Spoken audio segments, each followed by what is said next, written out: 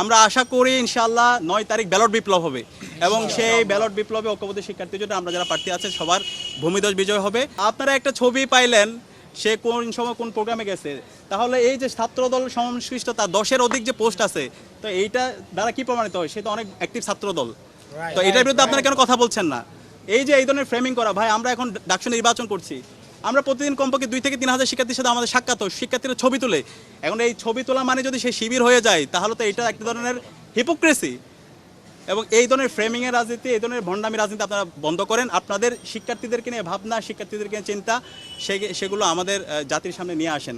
এবং আমরা ঐক্যবদ্ধ শিক্ষার্থী জোটের যে স্বতঃস্ফূর্ত রেসপন্স দেখতে পাচ্ছি, আমরা আশা করি ইনশাআল্লাহ 9 তারিখ ব্যালট বিপ্লব হবে এবং সেই ব্যালট বিপ্লবে ঐক্যবদ্ধ শিক্ষার্থী জোটে আমরা যারা প্রার্থী আছে সবার ভূমিধ্বজ বিজয় হবে।